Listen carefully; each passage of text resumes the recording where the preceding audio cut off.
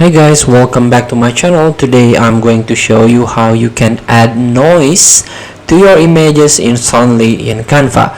All you have to do now, you can open Canva PC version. This is desktop version of Canva app. And also don't forget to sign in with your account. To get started, you can click apps and design essentials. Then you can scroll down. Now try to find noise image. Add noise to your image instantly.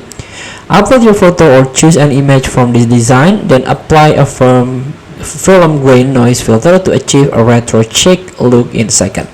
So you can use in new design or you can use in existing design. And here you can drag a photo or upload the photo. You can choose the file, this one for example, and here you can choose the amount of noise and strength of noise. So let's try a 70 and also 70. Or you can use monochromatic noise. You can turn on monochromatic noise, but let's try ordinary one.